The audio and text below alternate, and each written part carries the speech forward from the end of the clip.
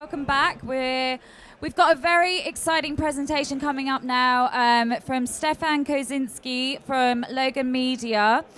They've been using Nuke and Hero in their pipeline, in their commercials pipeline. He's going to be here to show two projects, one of which is Nuke Oblivion, and the other one is Kia Landscape. Is that correct, Stefan? Yes. Okay, so I'm going to hand it over to you. Okay, so my name is Stefan, and I'm working for Logan. Logan is a medium-sized post-production company, and I try to. I won't be making a demo about Hero and Nuke because I think Matt and John already did it thoroughly. What I would like to emphasize today is how Hero can be a benefit not only for the creative process, but also for the IT and for the company itself from a business standpoint. So Logan has been founded in 2001, and I mean the iconic work you might know from us, even if you don't know the name, are mainly the Apple Silhouette commercials, those dancing silhouettes against gradient background for the iPod. He did some viral videos for Gymkhana, and doing some post-production in Zombieland, Avengers, doing some game openings for Elder Scrolls, Skyrim, Call of Duty, Borderlands. We have a wide range of services. We can do design, live action, branding, motion graphics, mainly on After Effects, animation, editorial, CG, visual effects, and of course finishing with the clients. So let me just play movies that will show you a little bit of what we are doing currently. The Oblivion storm destroyed our world in a matter of days. Omnidirectional winds, fields of searing lightning, torrential rains. As we faced extinction, survivors spoke of a fabled safe haven located in the eye of the storm, the Ark. Rumors spread of heroes who have mastered the elements and led survivors through the wrath of the storm. They are the guides. Facing the unknown, we decided to go and take Oblivion head on. So those projects have been completely comped and edited in Hero, and Comped in Nuke, and edited in Hero. Comped in Nuke using the 3D capabilities also of Nuke. We had a lot of interaction in between the live action, set extensions, so Nuke was really helpful for that. So here's the list of the software we are using in Logan. We are doing some After Effects, Cinema 4D, Final Cut, Flame, a lot of Hero, a lot of Mari, some Maya, Nuke, Smoke. And we are working on multiple platforms. It could be Linux, OS X, or Windows. The company is mainly, I would say, station-oriented. I mean, as opposed to other companies who are much more like Flame-oriented. So everything happens, or most of the things happens on the desktop level. The daily needs are, for a company like us, of course, conforming some image, some footage coming from different formats. They can come from telecine companies with or without timecodes. It can be DPX, XR, it can be iRaw, TGA, whatever we can think of. When we make the footage available for artists to work with, we need to have a very standardized naming convention, and also a standardized hierarchy onto our main server. We don't want to change the hierarchy of the server for each new project. So we try to keep artists into an environment they are familiar with. So we need to standardize that. We need to be able to review quickly the work in progress, one or several times a day. We need to be able to accommodate changes into the edit according to client's request or even artist suggestion. And we need to be able to quickly export this work in progress, usually in several forms. You know, it can be movies, image sequence, a 15-second cut down, a 30-second cut down, with or without shot information burning into the image. And from an IT standpoint, we need to minimize the amount of data we have to deal with. And that's a big challenge for a company like us. We don't have a lot of money to buy a lot of storage, so we try to keep that as low as possible. And of course, we need to have like client supervised finishing sessions with Flame artists for the final delivery. So let's see what Hero did for Logan. And let's start with what Hero wasn't doing for Logan when it wasn't there.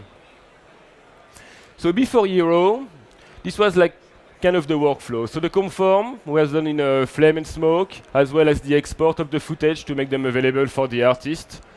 And all the daily update of the work in progress were done on those two platforms as well. And we were doing the finishing. Well, the daily updates was not that easy to do in Flame because of availability issue due to the cost of the machine. And my workaround was to view the daily work in Nuke and to also do some daily assembly, daily work in progress posting, all that stuff coming from Nuke. So this was the kind of pipeline we had. Edit was done in Final Cut. Conform was done in Flame or Smoke. It was more or less the same platform. And all these actions here that are like import and export to the main NAS to have a data server, all those steps here were done manually. So not only they were creating a lot of human error because usually the Flame operator was not able to always output the images in the proper folder with the proper name scheme, but also it was generating a lot of data duplication. We had like the data onto the smoke red area. Then we were exporting that to the sun. Then we were exporting that into the Flame. So we are duplicating data also onto the Flame frame store. And each time we were loading a work in progress, like a work in progress comp or work in progress animation from the main data server to Flame, we were also duplicating the data. So you can imagine that after like a 2 months production, for example, you had like 3 platforms to archive. That was a big nightmare. Also, all this process of exporting by hand and importing manually was taking a lot of time. At the end of the day, we were able to see the work maybe like 1 every other day. That was an issue. So my workaround was to redo the edit in Nuke.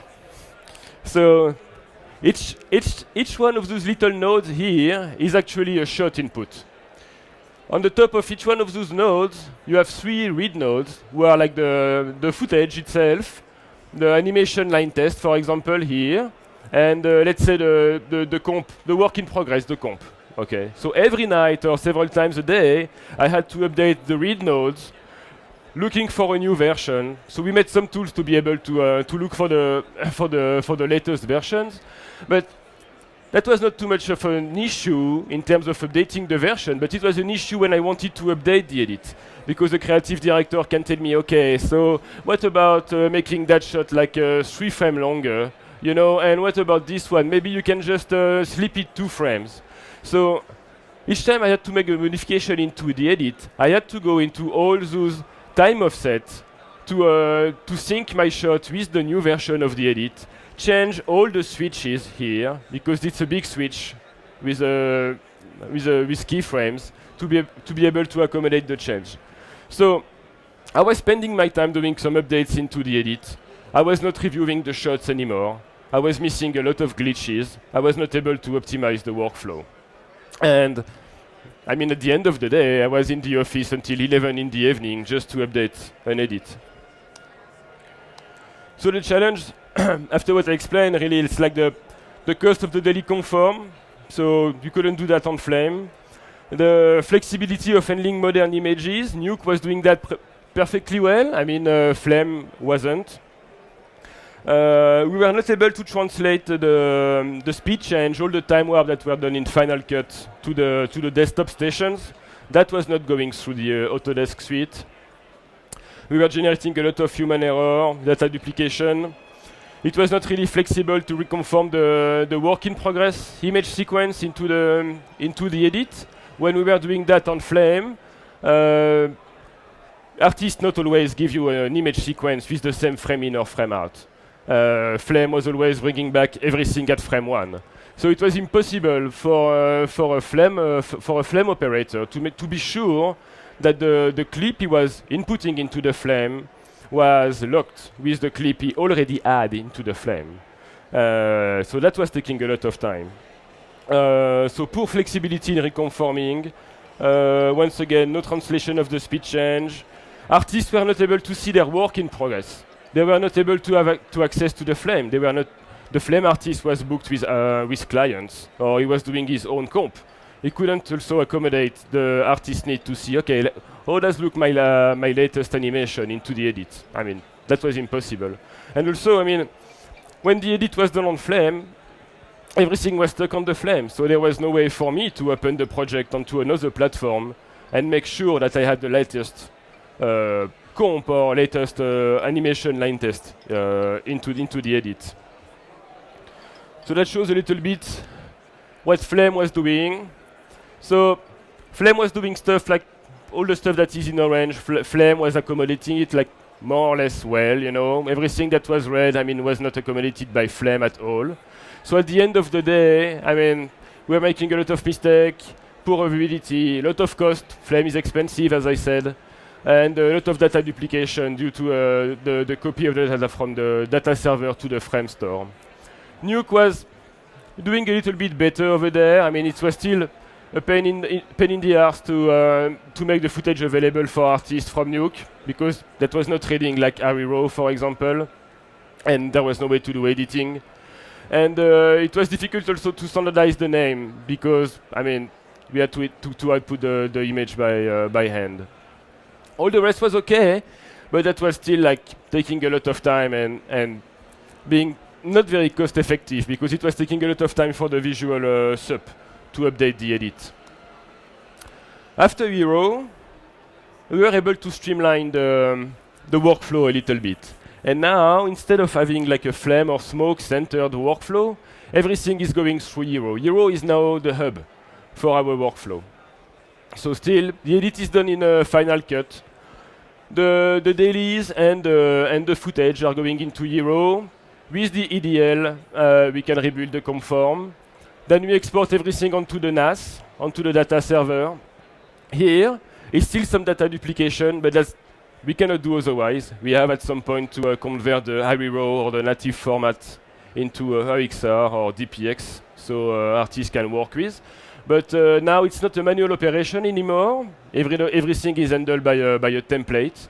So we know that whatever the project we are working on, the images will always be at the same place, in the same format, with the same name scheme.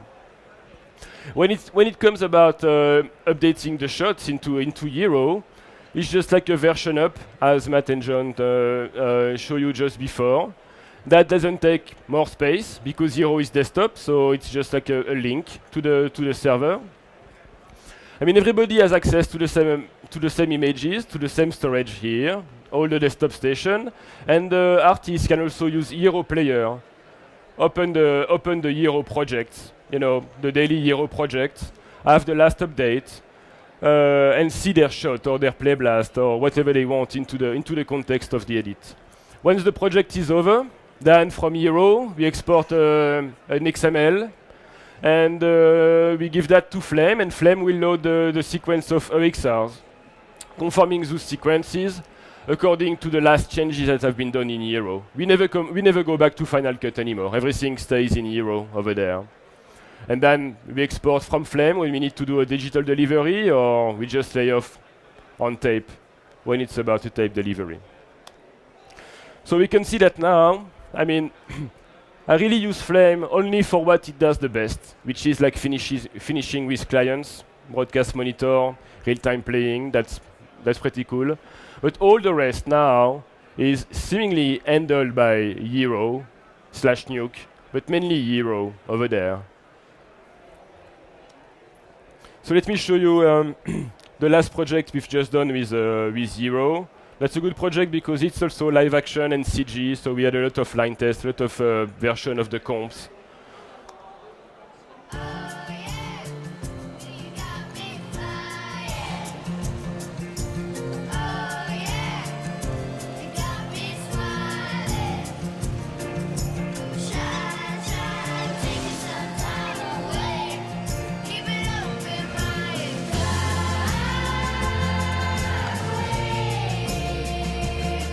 the new 2014 Kia Sorento, designed to make nature more comfortable. So for a project like this, if you remember my little Nuke script with all the input node, this is now the equivalent in Hero. So that's super easy. I have a layer for the footage. I have a layer for the animation and a layer for the comp.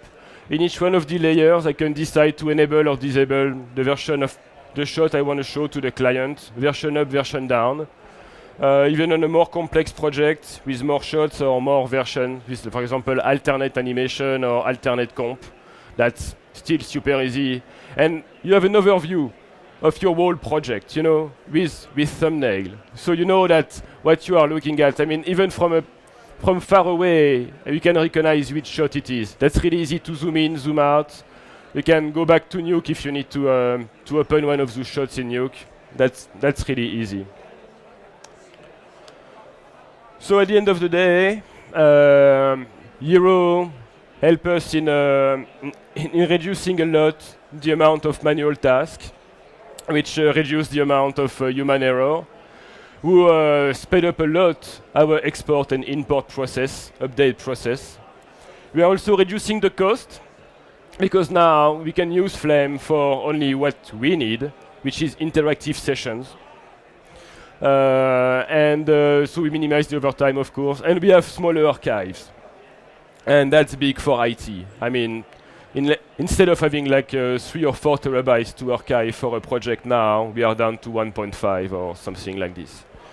So the workflow is much more streamlined. It's cross-platform. I mean, I don't have now to look for an artist working on OS X, on Linux, or on Windows. I mean, whichever talent is available can walk in, and all the tools are available for him. We have a real-time communication in between the editor, the producer, the creative director, and the artist. Any changes can be seen real-time. And we have improved a lot the data and metadata sharing across platform, which include like speed changes, optical flow, and time code, obviously. So if I have some time, I'm off. I'm available. I'm around. So if you have any question, come to me. We can talk about the workflow. Thank you. Yeah, well, I mean, I have some questions I'm kind of curious about because scripting is really interesting because it's really how you can take Hero to the next level. Is that scripting to do? How big is the staff that you have to do the scripting hooks that you did to automate some of your processes? We were 2 until now. It's mainly the soup we are doing the scripting. I'm alone now, so. That's you, so you. So yes, so it's me, Well, because I think some people, I mean, one of their fears is having to do all the scripting themselves. I mean, you're obviously very technical, but talk about the realities of actually doing the scripts. Are there things that are pre-made that you have to modify to suit your own needs? Is it learning from scratch? I mean, okay. I learned from scratch a lot. I mean, more and more artists now know Python. Everything is Python-based in Nuke, Hero, so that's really easy for artists to do their own tools. I have to mention that, as opposed to other vendors, we have a very good relationship with Foundry and the support that Foundry gave us in terms of coding and tip and tricks for adjusting the tools to our needs is very valuable. I mean, we have with Foundry always someone to ask a question, and like 99% of the time we have the proper answer. We are really like, Foundry is our safety net. It's not only the company selling the software and say, hey, okay, let's see each other in 1 year when we have to renew the maintenance. No, we can talk to them whenever we want, so that's great. Right. Now, one thing I might have missed in the whole chart, what about things like during the process getting things out to clients for approval and things like that? Because I've heard some people, are you doing some clever stuff with works in progress to get out and get approvals in your pipeline? Because I've heard a lot of people doing that with Hero. Well, I mean, getting the approvals from the client. I mean, there is of course the human aspect of it. The technical aspect is pretty simple because from Hero we can have several edits, several forms of the edit.